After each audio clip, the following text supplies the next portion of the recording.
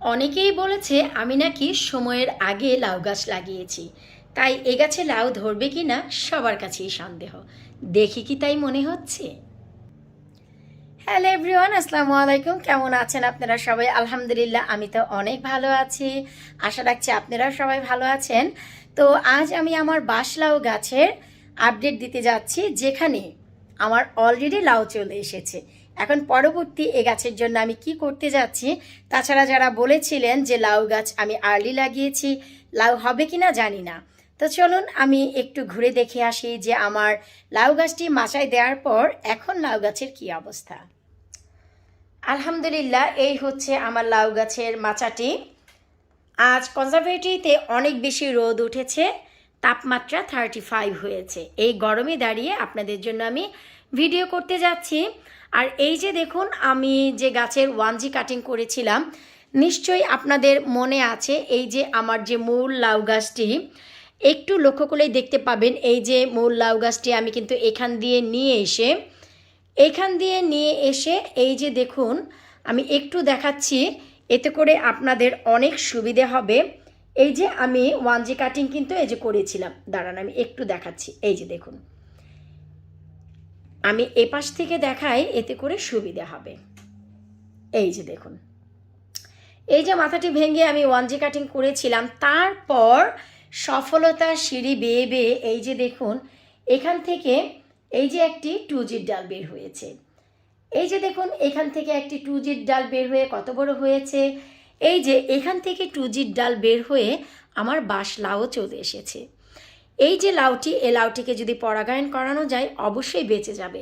আর ভাই, পরাগায়নের জন্য টেনশন কি, ছেলে ফুল দিয়ে একেবারেই ভরা। মোহাব্বতের জন্য ছেলে দরকার, আর গাছে ভাই ছেলের কোনো অভাব নেই। এই যে দেখুন, প্রতিনিয়তই একটি একটি করে ফুল ফুটছে আর ঝরে যাচ্ছে, কারণ আমাদের লাউয়ের তো দরকার। লাউ কোথায়? আর 2G'র ডাল যতদিন না আসবে ততদিন তো কখনোই লাউ আসবে না। 1G'র ডালে যে লাউগুলো আসে সে লাউগুলি খুব একটি টিকে না। এই যে দেখুন, আমি একটু লক্ষ্য করলেই দেখতে পাবেন এই যে আরও একটি লাউ এসেছে। আলহামদুলিল্লাহ, গাছে 2টি লাউ অলরেডি চলে এসেছে। তো চলুন আমরা প্রতিটি ডগায় ডগায় একটু খুঁজে দেখে আসি। শুকুর আলহামদুলিল্লাহ, 3টি লাউ এসেছে।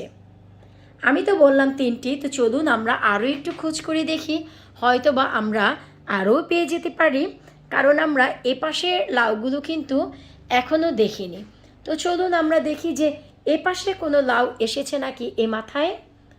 না, এ মাথায় কোনো লাউ আসেনি, তার মানে গাছে অলরেডি 3টি লাউ চলে এসেছে। এই যে দেখুন, এখানে একটি, আর হচ্ছে আরও 2টি আমি দেখেছি। এই যে এখানে একটি, এই যে দেখুন,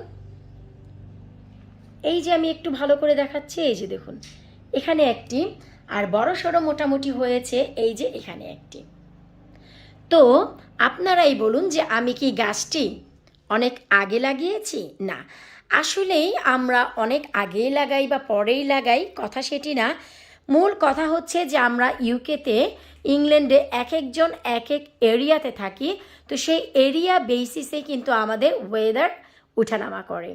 তো সেই পারপোসে আমি অনেক আগে লাগাইনি। আমাদের গাছ লাগানোর জন্য এবং গাছ বড় হওয়ার জন্য যেই জিনিসটি ইম্পর্টেন্ট তা হচ্ছে যত্ন, খাদ্য, আর মোস্ট ইম্পর্টেন্ট যে জিনিস তা হচ্ছে তাপমাত্রা। এই যে দেখুন, আজ আমি 35 ডিগ্রি তাপমাত্রা পাচ্ছি আমার কনজারভেটরিতে, অথচ আমার ঘরের ভিতরে কিন্তু এইমাত্রই আমি দেখে আসলাম মাত্র 21 ডিগ্রি। তো এই যে তারতম্য, এই যে তারতম্যর কারণে কিন্তু আমার এই লাউ গাছে লাউগুলো এসেছে। আর বাহিরের অবস্থা খুব একটি ভালো না, বৃষ্টি হচ্ছে, তবে এখন আর 2-3 দিন হয় বৃষ্টি নেই, তারপরেও গাছটির মাচা আমি বাহিরে আপাতত দিচ্ছি না। এখন যে কাজটি করতে হবে আমি আপনাদের একটু বলে দিচ্ছি যে আমি এখন কি কাজ করব। এই যে নিচের দিক থেকে এক্সট্রা যে একটি ডগা বের হয়েছে, এই যে দেখুন, ওই যে দেখুন একেবারে নিচের দিক থেকে এক্সট্রা ডগা, এই নিচের ডগায় কখনো লাউ আসে না, শুধু এনার্জি খায়। নিচের ডগা এবং এই যে পাতাগুলো, এই পর্যন্ত 1টি 2টি 3টি 4টি 5টি 6টি 7টি 8টি 9টি 10টি, এই 10টি পাতা আমি আগামীকালকেই কেটে খেয়ে ফেলবো।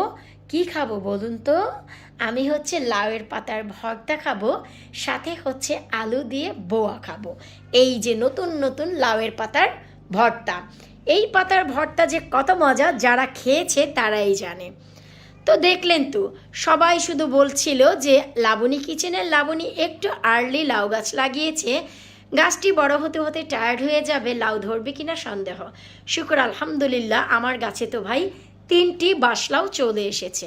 তবে হ্যাঁ, ওয়েদার যদি খারাপ যায়, আমি যদি গাছটিকে এখন বাহিরে দিয়ে দিই, হয়তোবা এই 3টি লাউ আমি বাঁচাতে পারবো না। কিন্তু আমি যদি আর 1 সপ্তাহ ঘরে রাখি, আর এই লাউ গাছের ফুলটি ফোটার পর যদি পরাগায়ন করে আমি পলিনেট করে টপটি বাহিরে দেই, 100% গ্যারান্টি, 1000% যে আমার এই বাঁশলাউ গাছের লাউগুলো বেঁচে যাবে। আমি সবাইকে সবার আগে অনেক অনেক অনেক ধন্যবাদ দিব, কারণ সবাই আমার এই লাউয়ের মাচাটি দেখে অজস্র কমেন্ট করেছেন এবং অনেক অনেক পার্সোনাল টেক্সটও দিয়েছেন যে আপু, আপনার এই ভিডিও দেখে, এই মাচা দেখে আমরা অনেক উপকৃত হয়েছি।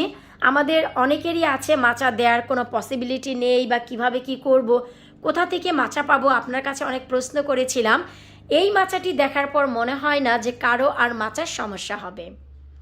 আশা রাখছি আমার এই আজকের ভিডিওটিও অনেকের জন্য ইউনিক হবে, যে সময়ের আগে গাছ লাগালেও কোনো সমস্যা নেই, তাপমাত্রা বহাল থাকলে গাছটি আপনারা ঘরে রেখেই বড় করতে পারবেন।